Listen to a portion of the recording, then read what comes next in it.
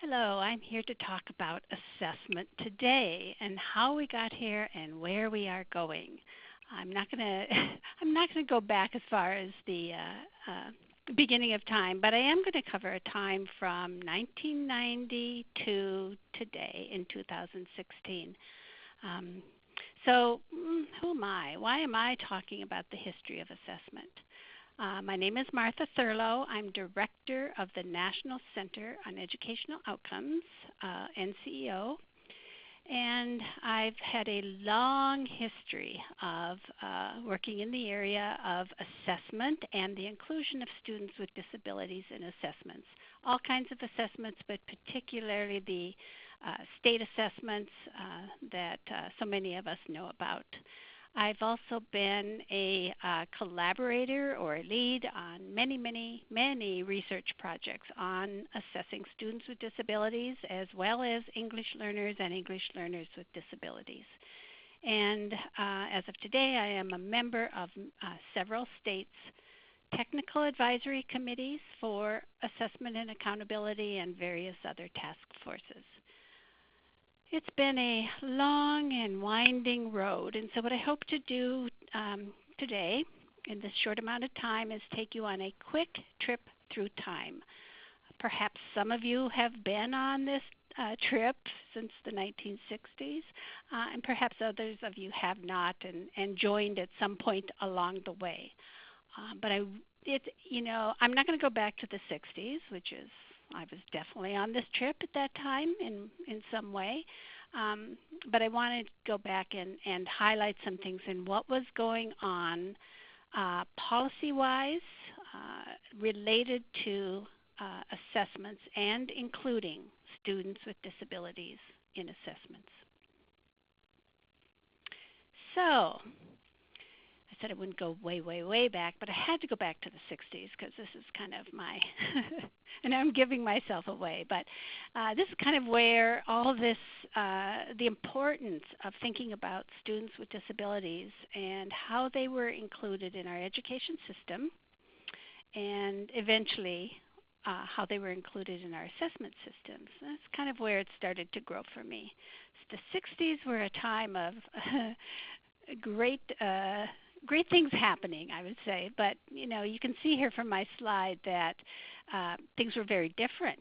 Average income at that time was just a little over $5,000. You could get a new house for almost, not quite, $13,000. A new car for less than $3,000, just over $2,500, and a postage stamp for 4 cents. And the 60s were the time when the Elementary and Secondary Education Act, ESEA, which has had various other names, that's when it was first enacted in 1965. It had a lot of requirements so that disadvantaged students would be better served in our schools, and that was the foundation for some of the things that are going on right now and that are currently in our Elementary and Secondary Education Act. So when you have spare time, you might want to go back to the original act and read it at your leisure. It was not the same length as today's Every Student Succeeds Act, which is more than 1,000 pages. But that is a very important foundation for the inclusion of students with disabilities as well. In the 70s, things had bumped up a bit. So by then we were making on average income that was a little bit over $9,000. A new house, just over $23,000. A new car, slightly under $4,000, and that postage stamp had gone up to 6 cents. The 70s, you probably all know, are famous, at least among us, for the Education of All Handicapped Children Act, which was enacted in 1975. Critical act because it first recognized in a civil rights way the importance of education for all children with disabilities. So 75 is one that is very important in our history. And you will see as I go across time that it is one of the important foundations for what eventually came to play in terms of including students with disabilities in assessments, in ensuring that they are to be provided access to the general curriculum. So here came the 1980s, great hairstyles and clothes. Average income by this time was, just over $19,000. Boy, that house is creeping up there. So now a new house was, almost $70,000. New car over $7,000, and a postage stamp had skyrocketed to 15 cents an ounce. The 80s were really a breeding time. I don't have any specific laws that were enacted then, but it was really a breeding time for standards-based education. Governors were meeting. Governors were all getting together.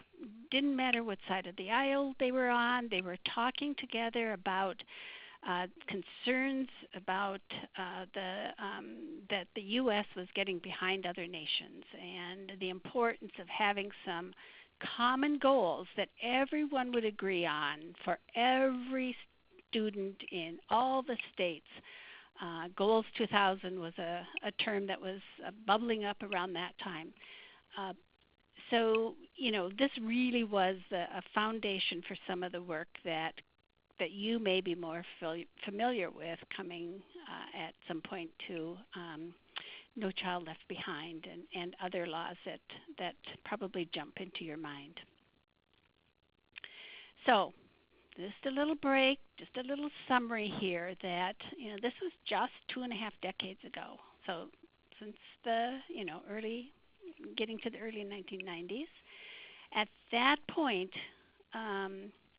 when we looked at what we knew about the inclusion of students with disabilities, we found that most states did not include students with disabilities in their assessment systems. So and it was, in fact, most states either did not include them, and they knew that, or they didn't have any idea whether they were included. They just were not on the radar of, do we need to be watching what's going on there? We also found, excuse me, we also found that students with disabilities, regardless of the kind of disabilities, were being held to very different expectations. And primarily our special education system and our education system was working really hard to make sure that they felt good about themselves, but we really weren't necessarily paying attention to their academic needs. And also, really at this time, there was very little thought being given to accommodations. There had been a little bit, particularly for students who were blind or had low vision, or for students with who were deaf or hard of hearing.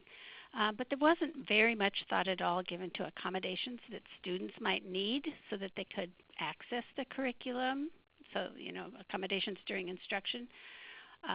Very little discussion at that point about how to use universal design principles for either instruction or for assessment. So a lot has changed. So here we are in the 1990s, which is, I just kind of summarized where we were at this point. Lots happened in the 1990s. It was a time when the average income was just under $30,000. A new house, $123,000 on average. New car, $16,000, and a postage stamp for a quarter, which was, everyone complained about how expensive it was getting. But the 1990s really were a time when a lot was happening in at the federal level. So the Education of All Handicapped Children Act was renamed in 1990 the Individuals with Disabilities Education Act. So that was in 1990, and that happened to be the year in which the National Center on Educational Outcomes, NCEO, was first funded. So it was funded at a time when lots was beginning to happen related to thinking about students with disabilities. ESEA was reauthorized in 1994, and the name of the act at that time was the Improving America's Schools Act. This is the name of the act before it became the No Child Left Behind Act. And in this um, reauthorization, it was the first time that it required the participation in state assessments for Title I, and it specifically referred to including students with disabilities. So it's the foundation for the laws that, the reauthorizations of the ESEA law that followed. IDEA, the new name, which was given in 1990, was reauthorized in 1997. And this dramatic changes occurred when this law, when IDEA was reauthorized in 1997. It was the first time that IDEA required, in Part B, the participation in state assessments of students with disabilities and the development of alternate assessments for those students who were not able to participate in the regular assessment. Big, big changes, which were actually a continuation of what was seen in the 1994 ESEA. So in the 2000s, everything's bumping up. The cost of a house, the average income, new car, almost $25,000, postage stamp, 33 cents. In 2000s, ESEA was reauthorized again as the No Child Left Behind Act. It was, actually signed in 2002, but it's often called 2001 NCLB. This is the first time there was real accountability. In the past, there had been requirements for reporting, but no kind of designated and defined accountability system.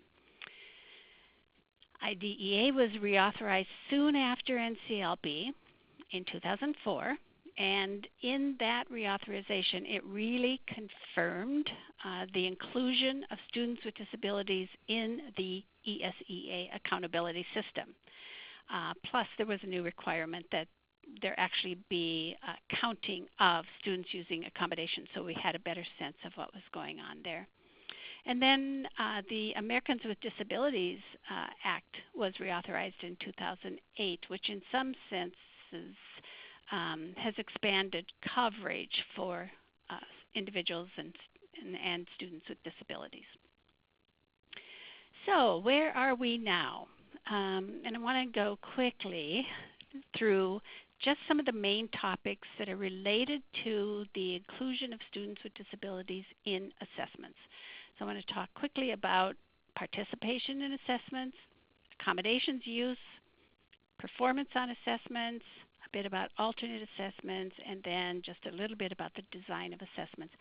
Any one of these topics, I could spend an hour easily, probably more, discussing, but I'm only going to touch real quickly so that I give you a sense of kind of what has happened historically. So what I'm portraying here is data from 2013-2014 on participation in reading assessments in grade 8. Our center summarizes these data and has for quite some time so that we can see what's happening over time.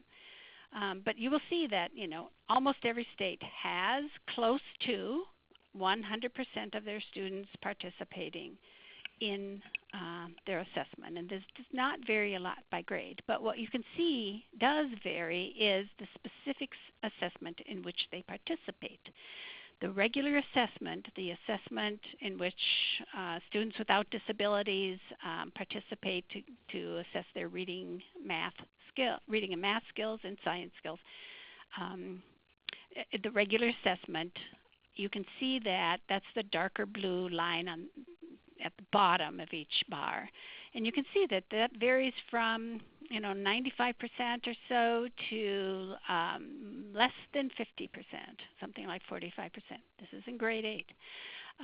The next bar up is the alternate assessment, designated for students with significant cognitive disabilities. And that assessment, you can see there's quite a bit of variation too. It'll be interesting to look at this over time because there was not a cap on how many students could take that assessment. There is a cap on how many could be counted for accountability. And then finally, over to the far right side of this bar graph, you see a lighter section on only some of the states.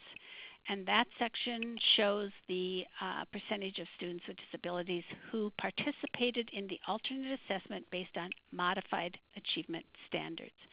This assessment is no longer used and has been prohibited for ESEA purposes by the latest reauthorization of ESEA, the Every Student Succeeds Act. Just a quick look at accommodations use, and so the gist that you get from this picture is that the percentage of students using accommodations varies very much from state to state. The state in which the most students use accommodations is over on the far left.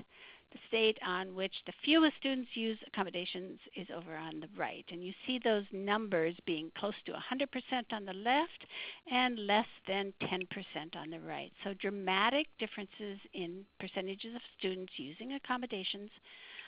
This particular chart shows both reading and math, and then in most states the numbers of students using accommodations is very similar for both reading and math, but in some states it in fact is different, with fewer students using accommodations in reading than in math. There are many explanations for why that might be, but it's interesting to look at the data. Finally, just a quick glance at performance on reading assessments. And again, these data are from 2013-14, and this is a portrayal of grade 8 reading assessments. Performance. Again, you'll see great variation and variation in terms of which assessment the student is taking, whether it's the regular assessment, which is the darker bar, part of the bar is to the left, the alternate assessment, the next part of the bar, the alternate assessment based on modified achievement standards. And you can see how that alternate based on modified achievement standards very much sometimes affected performance levels, and perhaps inappropriately, since they were changing in some ways the performance requirements of students with disabilities.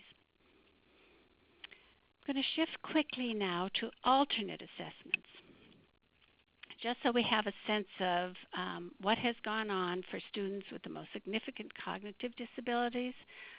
This is an area where there have been just dramatic shifts in instruction for these students, and I would argue that those dramatic shifts are very much due to or connected to the assessment requirements, because with the assessment requirements and accountability attached to those assessments, very much more attention was paid to this group of students than had been paid to them before, and paid to attending to their academic needs rather than functional needs. So alternate assessments were required by IDEA in 1997 to be developed and implemented by the year 2000. So every state was to have one by the year 2000.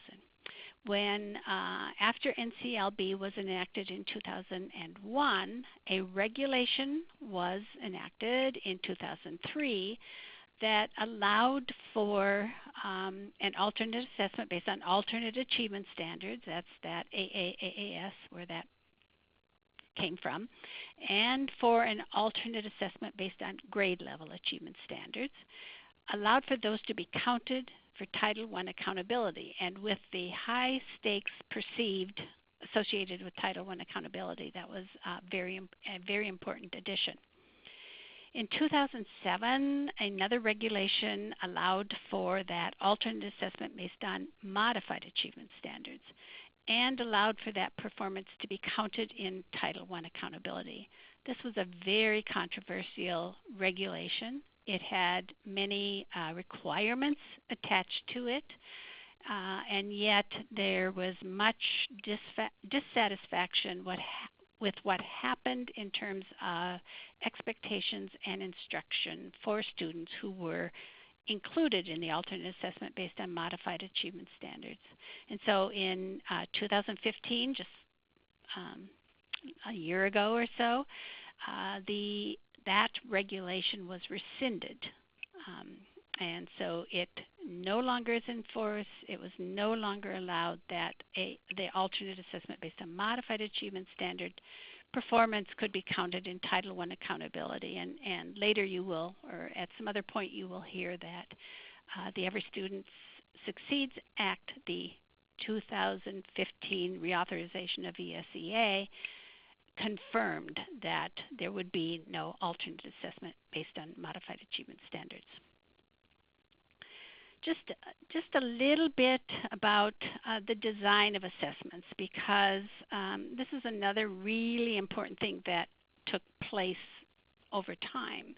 And that was that as more and more people realized that students with disabilities, English learners with disabilities were going to be included in Title I accountability assessments, that there was a real need to look at those assessments and whether they were designed to be the most accessible for these students. And so there really was a universal design push related specifically to assessments for students with disabilities, also for English learners and ELs with disabilities, so that assessment designers and developers really thought about those students from the beginning, rather than as an afterthought requiring that they retrofit the assessment or they do some psychometric magic to make sure that they were included appropriately in scores, etc. So the universal design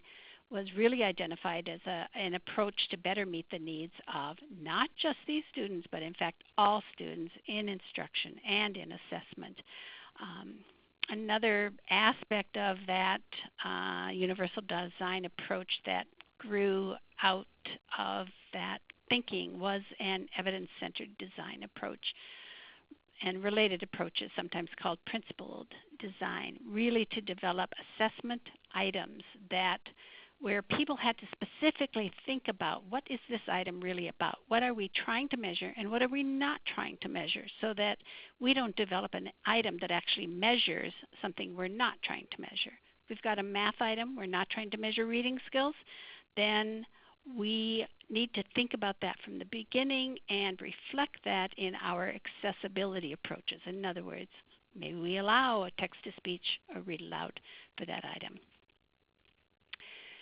So this, what I've done is kind of bring you up through 2010, a little bit after, but I want to reflect back. By 2010, you know, not everything was great. There was a lot of concern. We were getting toward the end of the time when every student there was, 100% of students were to be proficient on reading and math. And so there was a lot of angst out there. There was a lot of blaming students for their low performance rather than seeking strategies to improve their performance. And this particularly came down hard on students with disabilities because their performance tended to be at the lower end of the performance continuum. And there are a lot of complicated instructional issues and access issues involved in that. But it was, you know, a lot of blaming students was going on. And as a result of the perception that they were the reason for low performance, there really was some people out there searching for ways to not include them in the accountability calculations. One of those is what has been called the enrolled grade game, or EGG. This came from a person, you know, from a state telling me this was going on, and that was happening, and particularly at the high school level, because students had to be assessed in grades 3 through 8, and then in high school, once in high school. And so a student with a disability perhaps was in a state in which they assessed in grade 10. So that student, grade 10. That student in grade 9 was fine, didn't have to be assessed, that was great. That student was retained in grade 9, so that in fact in grade 10 the student didn't take the 10th grade test, but because he or she was in grade 9. And then the next year they decided, oh well, the student really is doing back on grade level, so we'll put that student in grade 11, which happened to be another grade where there was no test. So there was some gaming of the system, trying to think of ways to not have students perceived to be low performers count. Moving students, there's a requirement that you have a certain number of students in a group in order to count them. And so if that number in your state was 25 and in your school you had 26 special education students, it might be decided that it would be good for one of those students to move to a different school, or two of them, so that you were below that end count. Lots of student indications that students were being highly stressed and anxious, and in fact that their teachers were, and perhaps transmitting that to their students. So this takes us to the 2010s. Everything has jumped up and lots more is happening. Race to the top assessments were funded out of some of the money to get our economy going. So they funded work on promoting groups of states to work together to come up with assessments that would produce common results across those states. There were consortia launched to develop alternate assessments based on alternate achievement standards. There were consortia launched to develop new ELP assessments. And all of these assessments really were to be innovative, technology-based if at all possible, really to push things forward to have college and career readiness be what was being assessed.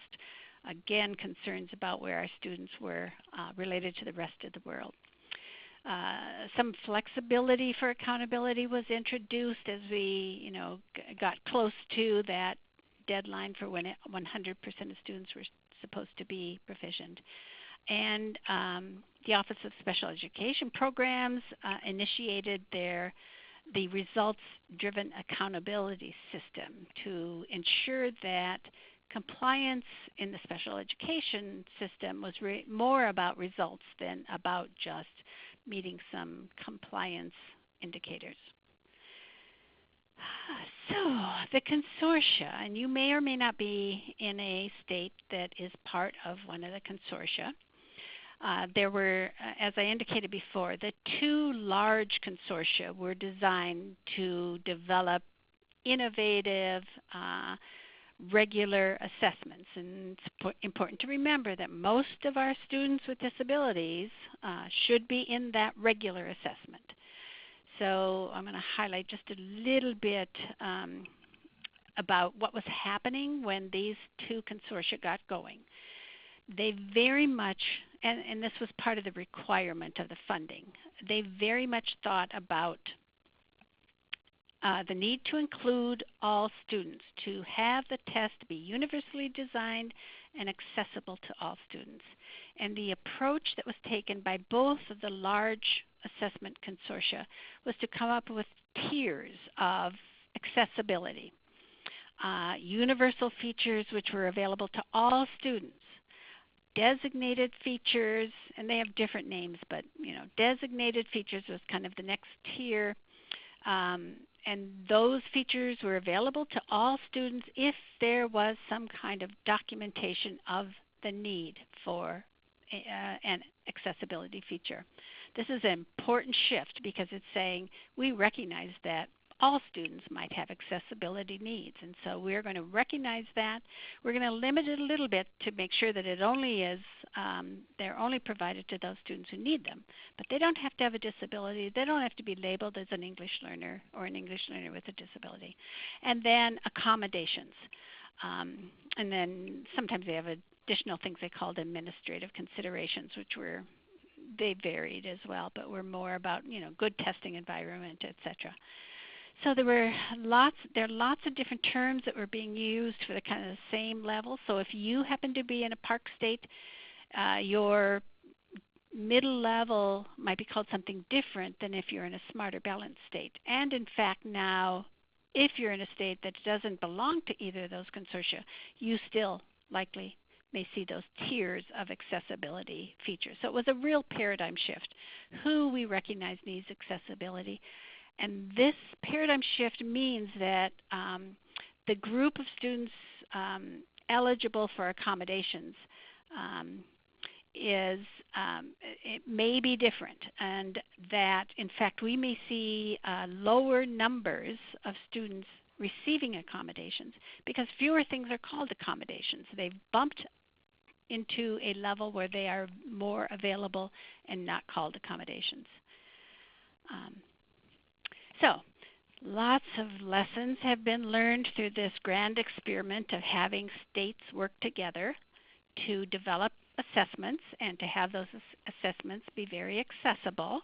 It was really a big push in many places to go to a technology-based assessment, and an even bigger push to get it to work across diverse states where the technology infrastructure could be very different from one state to the next, where the availability of computers differed, where the experiences students had with technology differed, and et cetera, et cetera. So NCO has identified some of the lessons learned about inclusion of students with disabilities, and we've put those into some nice brief reports that look at the lessons learned.